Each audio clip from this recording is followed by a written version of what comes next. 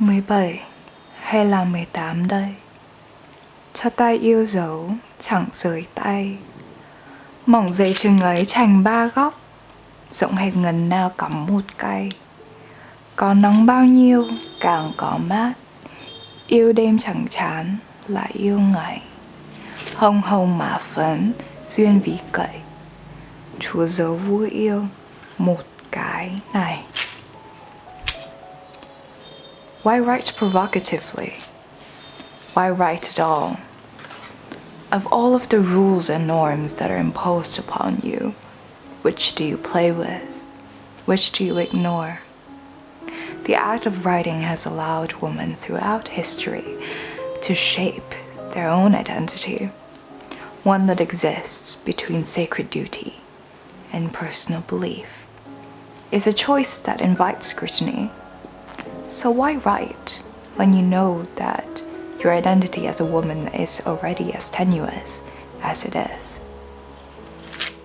18th century Vietnam, with all of its rules and restrictions, had laid the groundwork for a poet whose voice echoes still.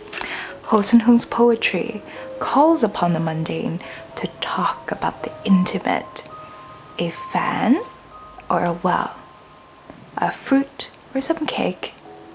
Anything can represent sexual organs and intercourse in delightfully explicit details. As long as there is safe distance, whether by moral judgment or intellectual apathy, readings of her work tend to pack all of the sensuality in her poems into the woman herself, rather than fully acknowledging that the desires that she so carefully describes is universal. It was that precise instinct for intimacy which Xuan Hương called upon to equalize commoners and kings, men and women at a time when such things were unheard of, unlawful even. 16th century Vietnam, about 100 years before our poet was born, marked the restoration of the Lê dynasty to the throne and the split of north and south of Vietnam by two powerful clans, the Trịnh and the Nguyễn. The Trịnh based themselves in Hanoi and ruled over northern and north-central Vietnam on the Lê's behalf. The Nguyễn clan performed the same function in areas further south, but increasingly became autonomous. 200 years later, a third faction, the Tay Son brothers, initiated rebellion. They took power from the Trịnh lords in 1789. 2 years after that, King Gia Long extinguished their power and officially began the final dynasty of Vietnam under the Nguyễn name. 200 years of constant conflict primed society for war. Men took up different positions in the army while women became the center of the home and the economy. They managed households and were in charge of production, goods exchanges, and maintaining relationships with neighbors and relatives. But regardless of their boldness and dynamism, women standing in society was restricted by the general belief that they were born to be in service of their father, their husband, or their son. In a highly patriarchal society like that, a woman's purity is the most important thing of all. A woman's sexual purity used to be indistinguishable from their integrity, while men were judged based on their loyalty to the nation, to their king. Women were judged on their commitment to the husband and to the household. She's like this flower. She needs to protect her fragility and her purity. If the flower had been damaged in any way, then it loses much of its value. A number of women sacrificed themselves in this way. If history was kind, then they would be immortalized in poems and epic tales. But most stories leave them in the footnotes, in the margins of their husbands' grander, more heroic sacrifices. When you travel in Vietnam, you would sometimes be able to find temple or memorial plaques that says, Many of his concubines threw themselves into this very river to follow their lord's footsteps into the afterlife. It was the same for women who bore children outside of marriage. To first be shamed by her family and her village, she would never find refuge there again. Most likely both her and her baby would die. But there was no scenario where her life mattered more than her purity. The time-worn assumption of a woman's perfect purity is why Xuan Huong's poetry received the kind of criticism that it does. Despite her technical achievement, she was considered amoral in the eyes of many.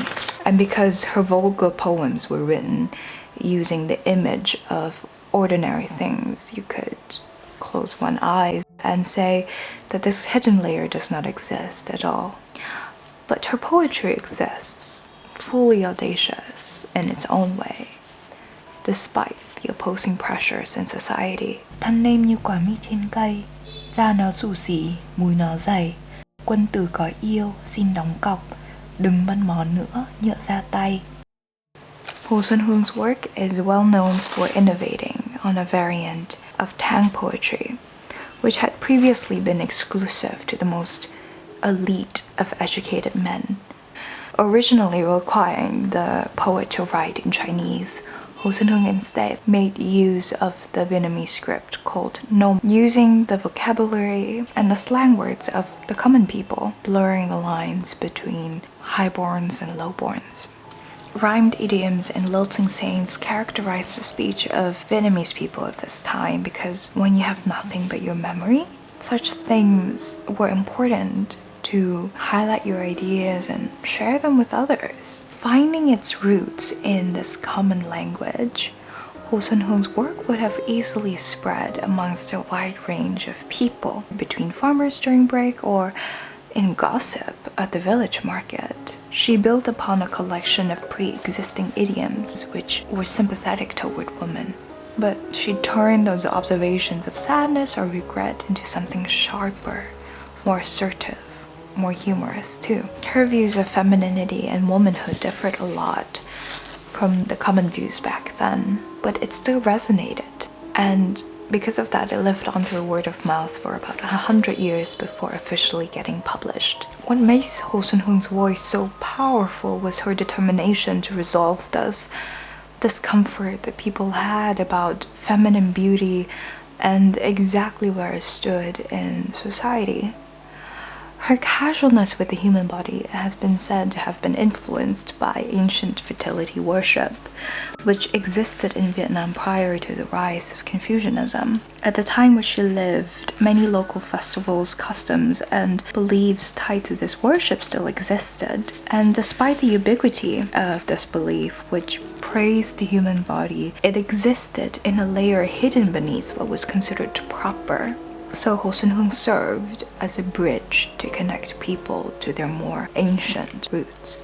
By her time, the perception of feminine beauty had moved towards something more pure, more chaste, and restrictive. Beauty was considered a sign of someone's character, but being too beautiful was also said to cause the detriment of society. And still at the nexus of all of these conflicting demands was the human person, was the woman. Beauty and sexuality are integral parts of a human being, but to a woman in Vietnamese society, these things are disembodied from her. She cannot know that she is beautiful. She cannot move through life or express herself in a way that acknowledges that beauty, because that would have been too provocative. She is then left to glean the full depth of her being from the love of another person, someone who could allow her to experience that moment of intimacy. Loyalty was demanded of her, but no one would ever ask that of him. So Xuan Huong humanized the parts of woman that had been taken away by society through her own perspective, full of audacious desire, longing, and bitterness. Thương ngôi phận gái cũng là chồng, Ghét bỏ nhau chi hỡi nguyệt ông, dòng tắm ao tù từng phận tuổi. Mưa gieo xuống giếng uổng lòng mong, xót thân hoa nở song lầm cát, thẹn mặt trần ai đừng giữa vòng. Âu hẳn tiền nhân sao đầy đá, thôi đành một kiếp thế cho xong. Hồ Xuân Hương exists amongst a lineup of women throughout history who created art and literature about taboo topics and were criticized and scrutinized rather harshly for their perceived lack of femininity, sound mind, or upright morals. But the harsh criticism seemed to encourage people to find a version of Ho Xuan Huong that feels true, that transcends the incongruity between her and her time. Perhaps the critics were right, that she desired intimacy with a stronger passion than most people. But all of her creative choices seemed only geared toward making art that resonated, vindicated, and comforted the people whose voices were sidelined. If you analyzed Ho Xuan Huong's work through a lens of compassion for women suffering, it would seem obvious why she had the courage to stand out, to speak without caring about the backlash to her own reputation. She could see and could feel firsthand how deep this wound goes, that it is a hurt that most women carry their entire lives.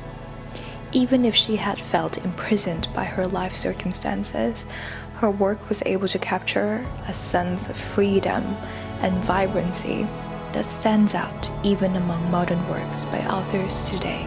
It is a legacy that is difficult to erase.